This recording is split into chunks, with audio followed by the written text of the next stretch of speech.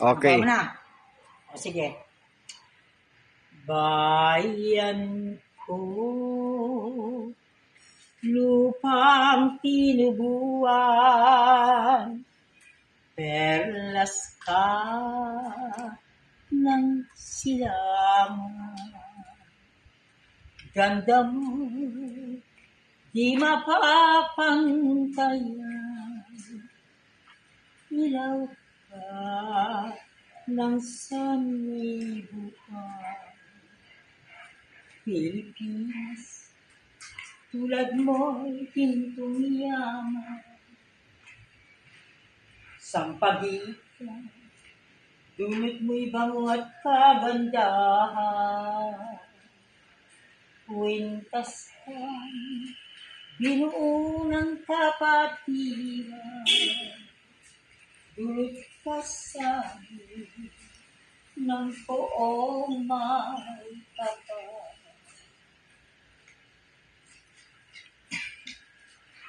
O ina, kay gandang pagmasdan, mga anak mo, nagtais at nagmamahalan. Anong tuwa't saya ng iyong kalooban,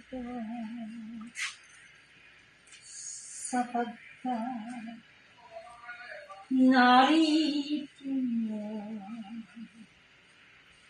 ang dambana ng bayan, sapagkat narito na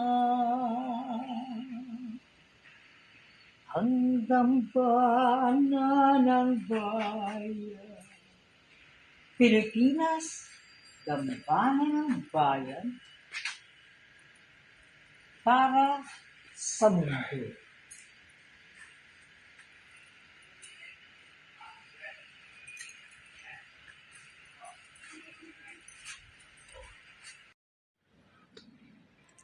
Today, September 30, 2023, marks the death anniversary of Saint Teresa of the Child Jesus. Today is also the birthday of Senator Leticia Ramos-Yahani. The former Senator Leticia Ramos-Yahani, whose leadership in the moral recovery program is indeed sacred and prophetic. So when I became the president of the Moral Recovery Officers Foundation Incorporated, I was able to bring a delegation from government agencies with the help of Czech Republic Ambassador Jaroslav Ludka. I was able to bring them to the Czech Republic, Litomerice City, and Prague, in order for them to experience the sacred prophetic footsteps of Dr. Jose Rizal with Dr. Ferdinand in Czech Republic. This is the grotto of the Lady of Guadalupe, as inspired with the Blessed Virgin Mary for our Di Natalia, Lourdes Meneque Morales to build here. This is the first time I see a grotto. During the birthday of our Di Natalia, Lourdes Meneque Morales, because her birthday happens to be also the feast of Our Lady of Lourdes, I was invited to bless in the blessing. And it was in this blessing that I received a communication from the Lady of Guadalupe in the grotto. And the message is for me to build, to go to Haro, Iloilo, and look for a folk artist who will build the three-peat image of the interfaith pilgrimage mother, I received in Pennsylvania, United States of America, during my prophetic pilgrimage for the Filipino Earth Charter Pamatalaan, Dambana ng Bayan. And so today, what started here as a plain communication, and God gave me the grace to realize it. Because the folk artist Peter Maranion, whose shop is just like a Bethlehem at the street of Haro, Iloilo, he was the one given to me by the Blessed Mother to do this three-peat interfaith Pamatalan pilgrimage mother, blessed by Haro, Iloilo Archbishop Angel N. Labdamillo. As President of the Catholic Bishops' Conference of the Philippines, you see how folk it is, but you see, when we went to Rio Proveto in Italy with Attorney Rafael A. Morales as the President of the San Lumen Pamatalan Academy, the message from this interfaith Pamatalan pilgrimage mother, the message is for her to become the patroness of the Rizal Lumen Pamatalan. So you see, it is no wonder that this ceremony, the presentation of the sacred prophetic marker of His Excellency President Ferdinand Romualdez Marcos Jr., as inspired by Saint Teresa of the Child Jesus, Saint Joseph, Saint Padre Pio, on September 23, 2023. While we are doing this presentation of this marker, before Boy Ostero will build the stand for this sacred prophetic covenant marker of His Excellency President Ferdinand Romualdez Marcos Jr. Because, as desired also by my departed niece, Marie Christine Alaras Nagamos, the presentation must be done here in this blessed, sacred prophetic grotto of the Morales family. I have done here several ceremonies, national and global, especially in the online. And so, oh heavens, now I know that all the promised sacred prophetic graces will be fulfilled beginning today. And the song that preceded my presentation, as I bear this covenant, sacred prophetic covenant marker of His Excellency President Ferdinand Romualdez Marcos Jr., the song, Pilipinas Dambana ng Bayan, is the song that is honored and nurtured by the Rosario La Union, Kapatiran Kainainahan Kamamahan, headed by Inang Carmen Maglangbayan, honoring and nurturing the Pamatalaan Ritual Center, and above all, the Sacred Heart Grotto for the New World. And so indeed, the heavens are with us today. In this beautiful sunlight, full of sunshine after yesterday's storm,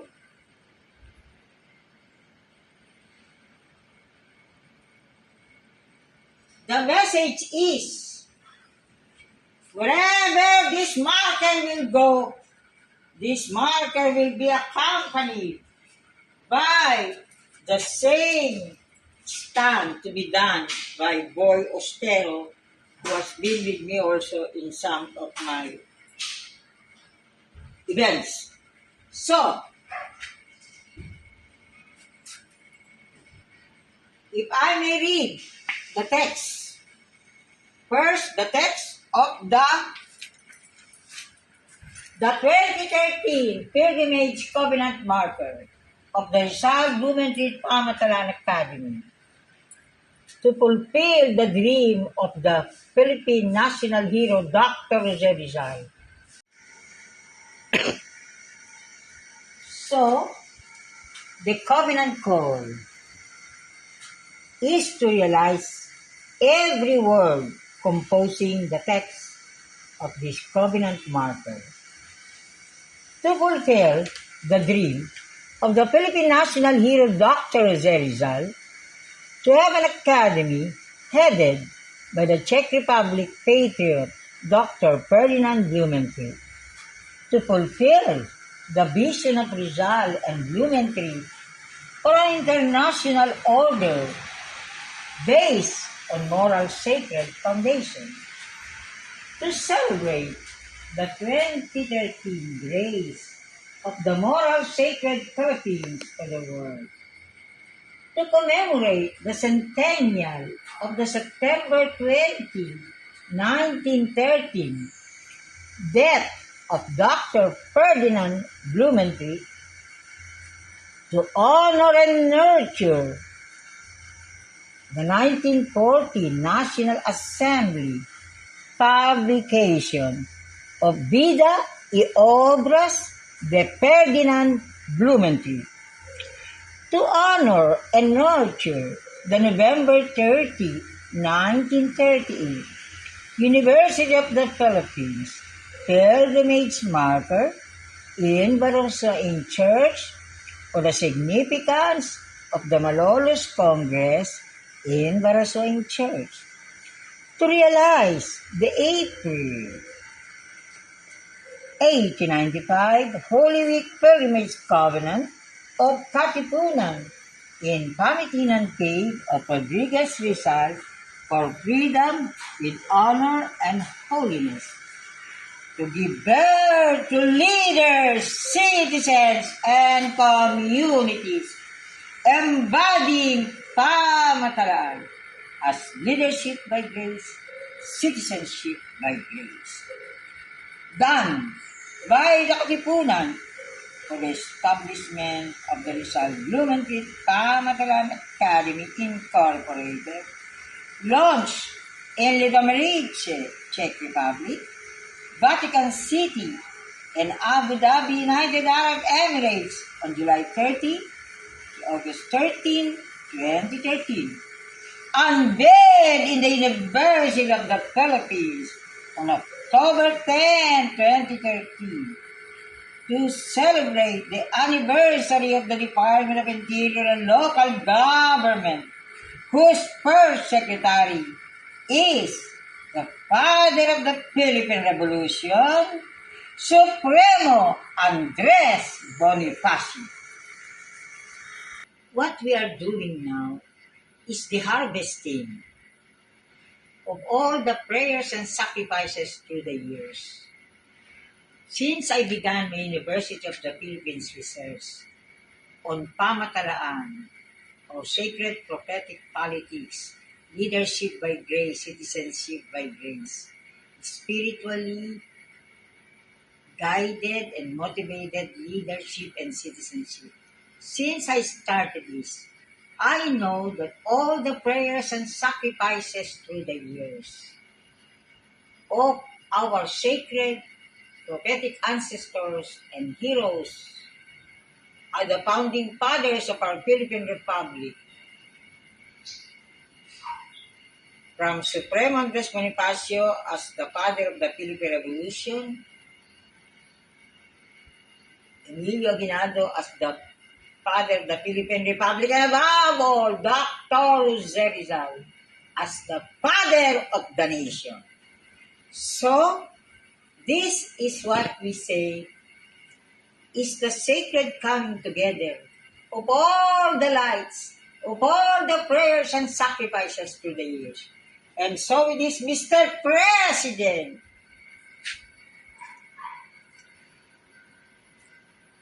This is the sacred prophetic covenant marker of His Excellency President Ferdinand Romualdez Marcos Jr. as inspired by Saint Teresa of the Child Jesus, Saint Joseph, Saint Padre Pio on September 23, 2023.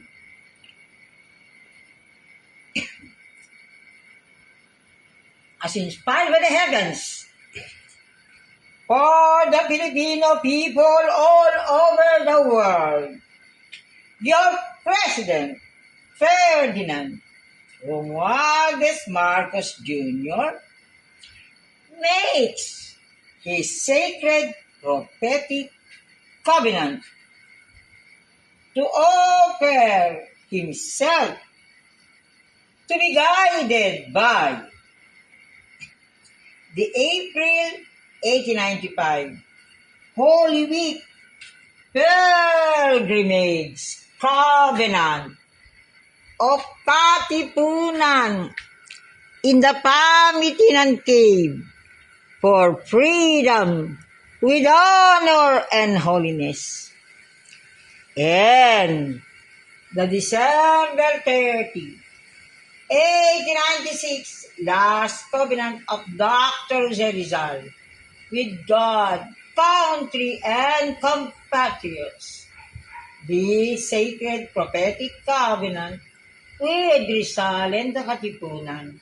Your President makes, by God's grace, to fulfill the Philippines' sacred prophetic destiny to take care of the world, proclaiming the Philippines as the Transfiguration Covenant Country.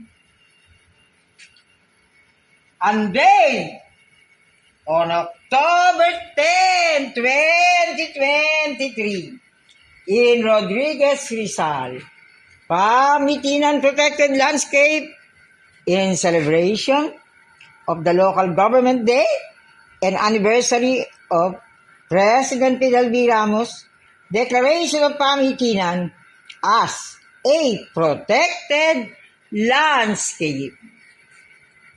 So, our dear compatriots, if we are able to offer the sacred prophetic covenant of our beloved President, Ferdinand Romualdez Marcos Jr., let us join him in the offering. Because by God's grace, everything is possible. We will not be able to do our sacred prophetic destiny just by ourselves. But when we offer ourselves, when we join our beloved President in the offering of himself, then the Philippines' sacred prophetic destiny for the world in education, governance, development, and diplomacy, thus giving birth to the new sacred prophetic international order. All our compatriots in the Philippines and other countries of the world, which I have reached with the God, by the graces and blessings of God's merciful love.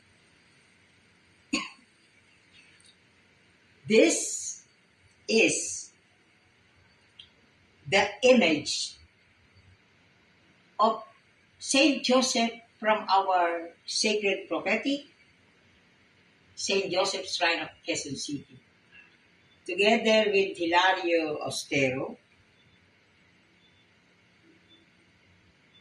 I bought it from Saint Joseph's Shrine. because we will offer it here in the garden of Attorney Rafael Abelino Morales, because the message from St. Therese, and above all from Santa Teresa de Avila, in a dream she told me, please communicate to President Rodrigo Roa Duterte that we have the same birthday, March 28. And my brother is called Rodrigo. So, together with Larios there, I lived it, I offered it. And it was not only for the birthday of President Rodrigo Roa Duterte on March 28, 2022. Also,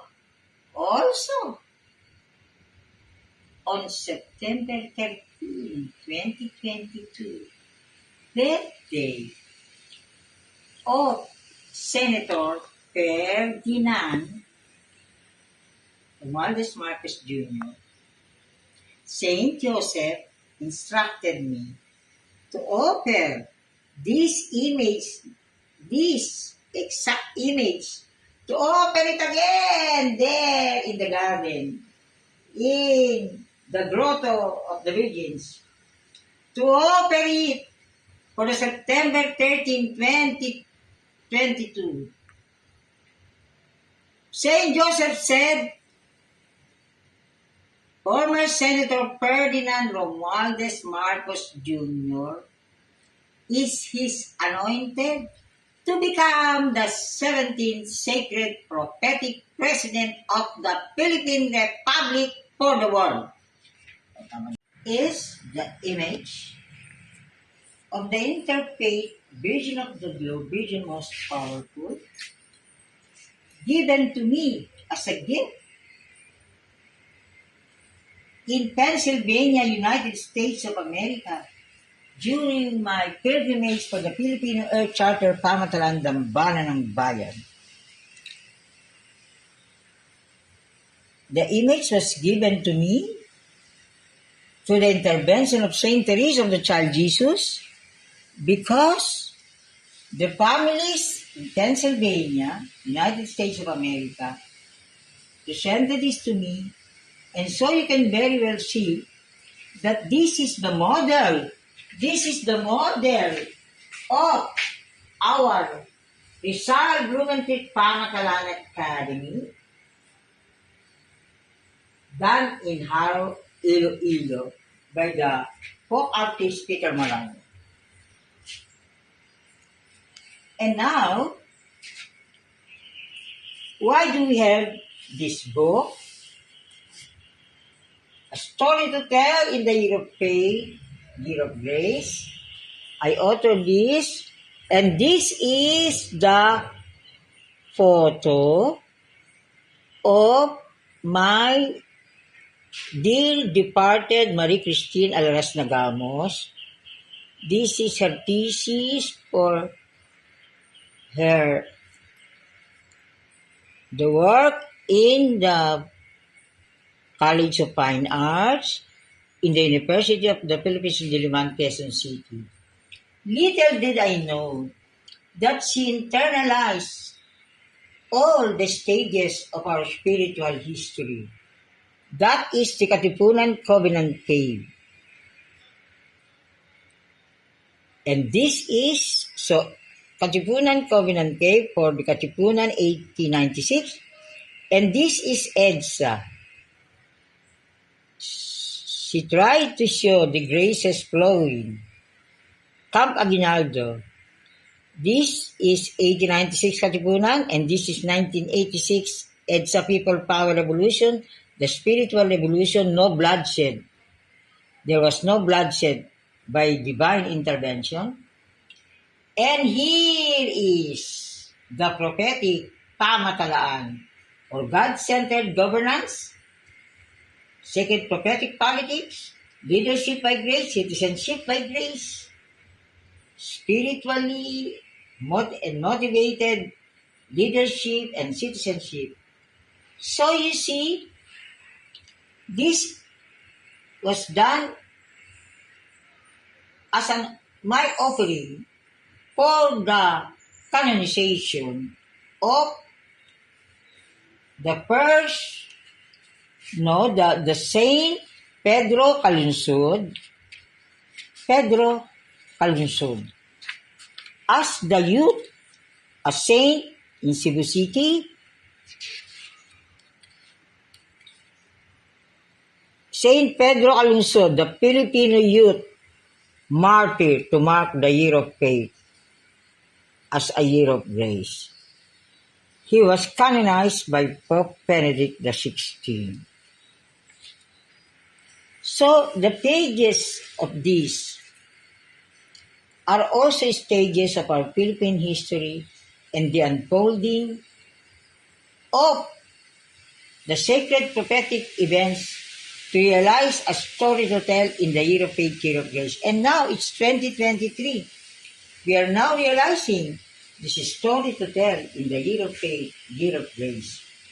Because by the grace of God, those who will answer the covenant call of the two sacred prophetic covenant markers, and those who will also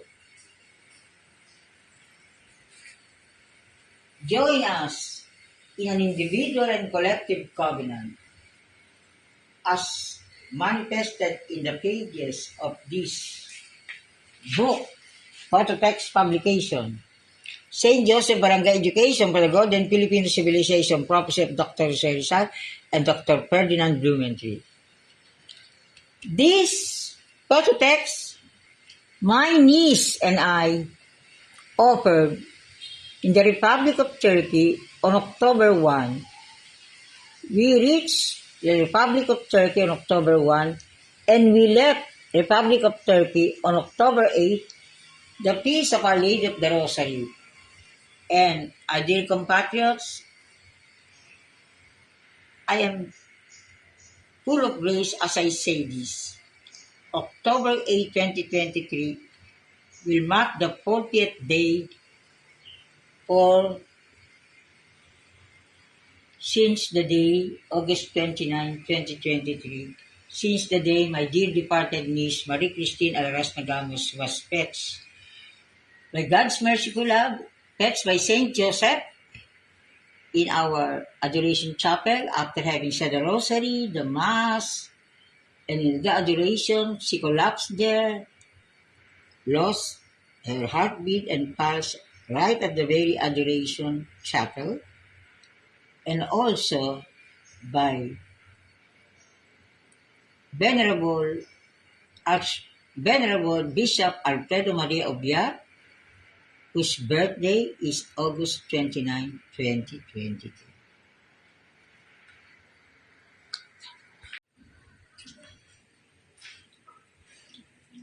This is called Kabayanihan because this is the gift to me of the gift of then Secretary Eduardo M. Año of the Department of the Interior and Local Government. It was privately given after the ceremony of my personal entrustment of the Rizal painting I inherited from my late grandfather, and our very good Sacred Prophetic DILG Secretary Eduardo M. Año personally accepted my entrustment, and of course, the one who helped me realize this entrustment of the Rizal painting was Undersecretary Jonathan Malaya, who is now also his Assistant Secretary General in the Office of the National Security Advisor. Now, we are honored and blessed to share with the nation and the world that since our beloved President Ferdinand Romualdez Marcos Jr. appointed Secretary Eduardo M. Año as the new Secretary of the Office of the National Security Council, then we know that the spiritual legacy of our founding fathers, Supremo Andres Bonifacio, President Emilio Aguinaldo, and above all, Dr. Jose Rizal. We will conquer the world not by might of arms, but by the graces of God's merciful love. This is very important because I first opened it here before, and together with Attorney Rafael Abilino Morales as President of the Rizal Blumentritt Pamantalan Academy, because I had a ceremony here. We brought here the 1997 National Artist Napoleon B. Abeba, Katipunan Eternal Flame, which I brought to Luzon, Visayas, and Mindanao. And this is really to show that the Philippine Army, the Philippine Armed Forces, the Coast Guard, all under the Department of National Defense, especially then headed by Secretary Delpin N. Lorenzana, who even presented a video message to realize the desire of Saint Teresa of the Child Jesus to have a public celebration of Saint Teresa of the Child Jesus, personal act of thanksgiving, personal act of oblation to God's merciful love, offering of herself. So you see, the Department of National Defense, then headed by Secretary Delpin N. Lorenzana, has already made a mark. Now we reach the last part of my presentation. For my compatriots, our compatriots, wherever you are, in the Philippines or over the world.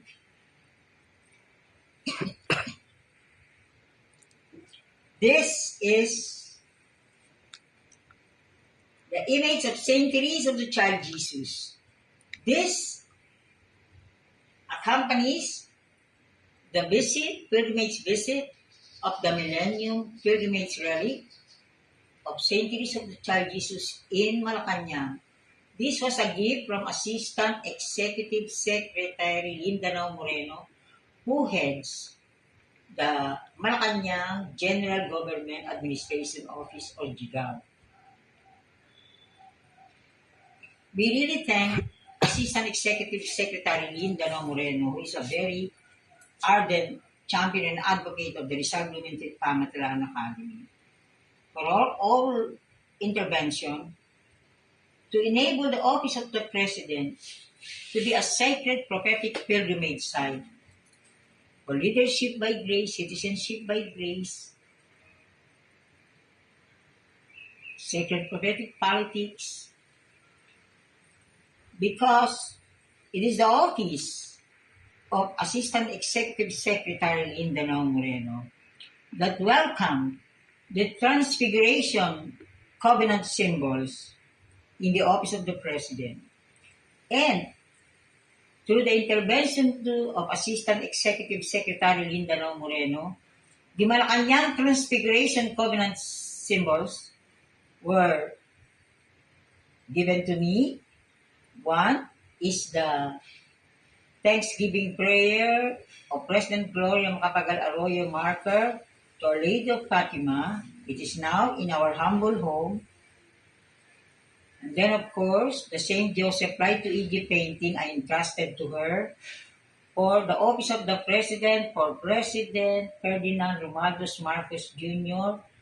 to obtain the graces to become the father of the nation for the world. And then, of course, the Rizal Blumentritt Pamantalan Academy tarpaulin that was done by Rizal Blumentritt Pamantalan Academy.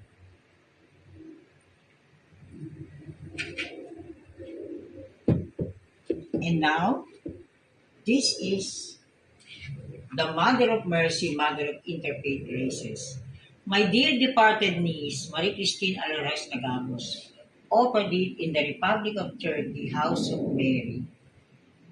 So, the history of this is the message of the DNR, Department of Environment and Natural Resources, 8 feet, Interfaith, Pamitinan, Pamataan, Pilgrimage Mother. I donated to the Department of Environment and Natural Resources for its 25th silver anniversary, then headed by Secretary Ramon J.P. Pahe.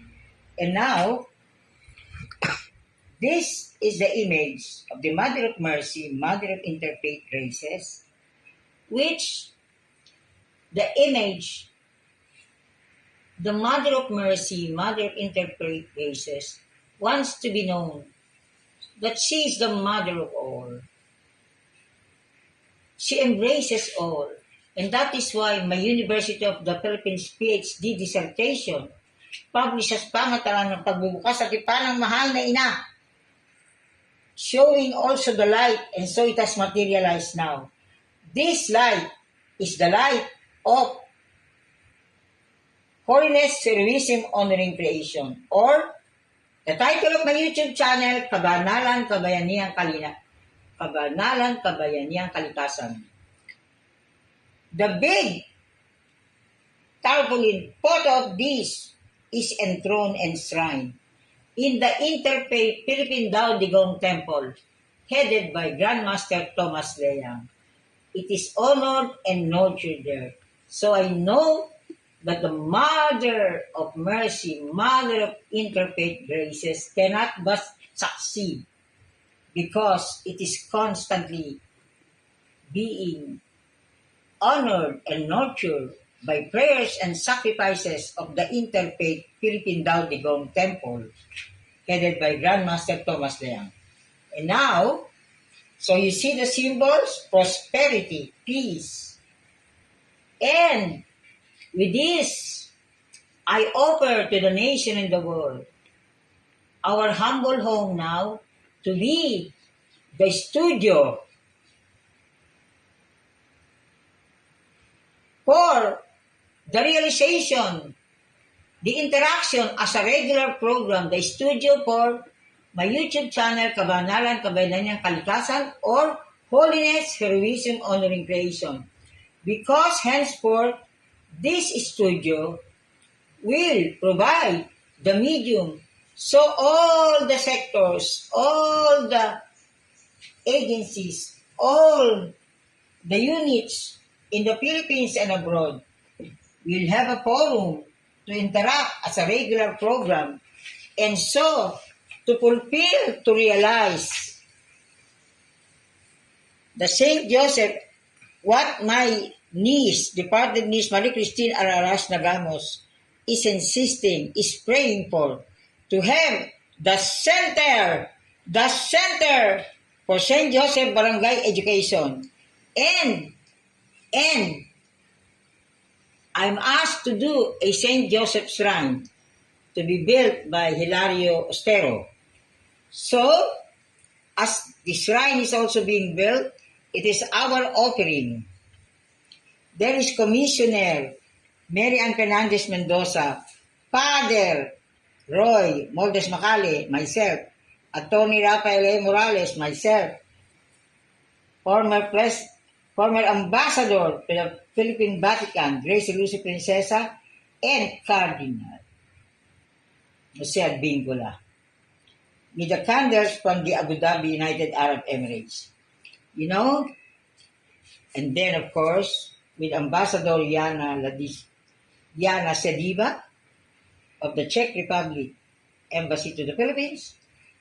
The pages of this will be realized as we prepare, we offer sacrifices so that the October 30, 2023 Barangay and Sangguniang Kabataan election will truly be a sacred prophetic election. Amen. Ano na yun?